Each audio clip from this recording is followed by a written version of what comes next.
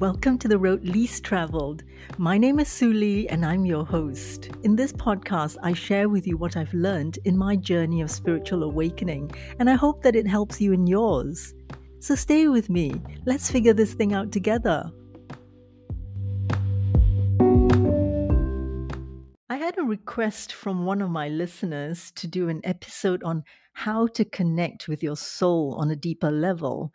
And this brought me back to when I was around 4 years old. I remember I had a deep, deep desire to be an astronaut. At that age, of course, I didn't have limiting beliefs like my ethnicity, the country I live in, my intelligence level, or that it required physical and mental fitness. So, was it just a pipe dream of a child? No, and I'll tell you why. You see, it wasn't just the moon. I was obsessed with the universe and wondering what lay beyond that. I made drawings of planets, and even up to my early teens, I drew the faces of the astronauts that had landed on the moon, and I read up about all the space missions. The moon and stars intrigued me. As a child, I used to sit outside at night and stare at the sky. I still do that, and I still have the same fascination. So, what does that tell me? It tells me that as soon as we have the words to describe something, it's boxed up and labeled, and our understanding of it is immediately limited, like astronaut. I wanted to be an astronaut. But if I were to not focus on the word astronaut and go deeper into the message of my soul, it's not necessarily that my purpose in life was to be an astronaut. No, it's bigger than that.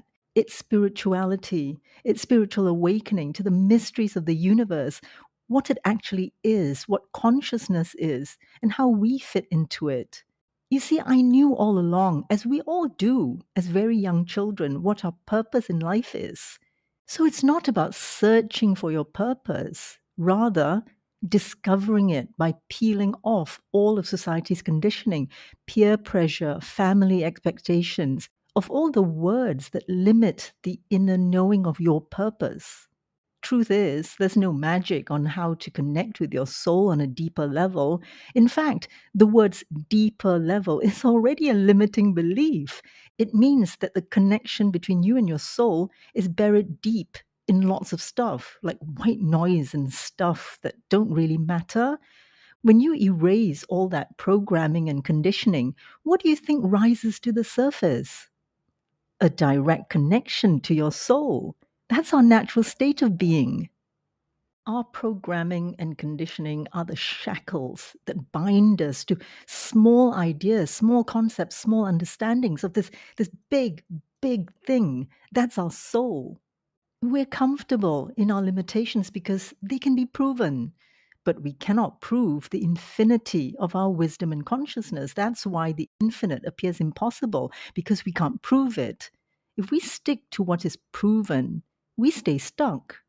Conventional professions put a limit to our dreams, our purpose, and we spend most of our lives with that tunnel vision.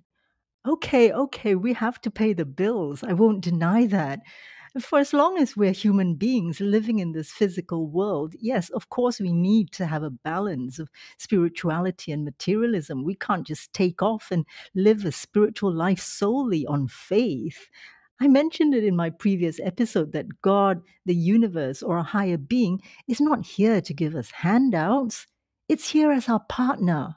So, for as long as we live in this physical world, we just have to do physical world things and gradually move towards a more spiritual existence. It's a balance of the two. And until we move to a higher plane, well, that's another story for another day.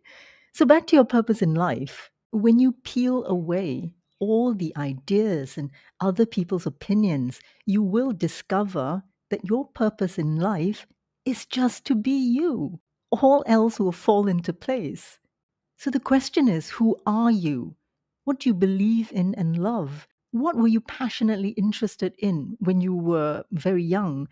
And this is going back as early in childhood as you can remember, yeah? What were you totally consumed by and fascinated with? Then write down all the possible ways you can make money from it. Write down as many as possible. You see, your purpose in life could be a multimillionaire or a billionaire. There's nothing wrong with that. If that's your purpose, then I'd assume that as a child you were very entrepreneurial, maybe selling lemonade to your neighbors or baseball cards to your friends. It was all about seeing everything as an opportunity to make money, nothing to do with anything specific. But if your passion was something else, then don't expect that profession to make you a billionaire. I'm not saying you won't make heaps of money doing what you love. It's very possible, but I'm just saying don't expect it to make you wildly rich because that wasn't your original intention to begin with. You can make any choice you want without consulting your soul. No one's stopping you, but you will struggle. That's what I mean. Say, for instance, if your soul wants to be a humanitarian, but your person wants to be a billionaire, and you choose the latter, you can be successful, but at what cost? When you're connected to your soul, you're by default connected to the universe, to source energy, or to God. There is no separation. And the universe will always, always give you what you truly want. You just have to be crystal clear and have persistence, consistency, and patience and commitment to that dream. Your purpose in life is just to be you because you are unique. You are. There's nobody on earth who's exactly like you. Why? Because this is how the world works. Everything is in equilibrium if each of us is being our authentic selves. And chaos only happens when we're not being ourselves. This is evident in everything we see around us. Take the ecosystem, for example. We thrive on diversity. Look at monoculture and the chaos it brings to the ecosystem. We're not meant to be the same. And your purpose in this world is to be uniquely you. It's that simple. However, it's not that simple if you don't know who you are. So go back as far as you can when you were a tiny child. What fascinated and captivated you? What were you obsessed with? What went through your thoughts most of the day? Now, I'm talking about way before you were conditioned, yeah? Before other people put ideas in your little head. Go back there. Get to know yourself.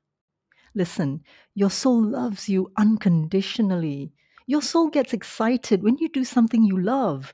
Your soul gets sad when you treat yourself badly or when you allow others to treat you badly.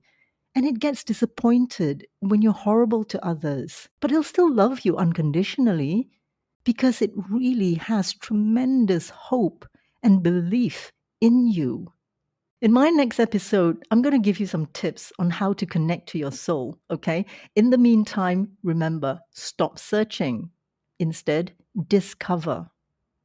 Well, I hope you found this useful. If you did, then hit the subscribe button and like it and, do everything that people say you should when you like something. I'll see you next week. Bye for now.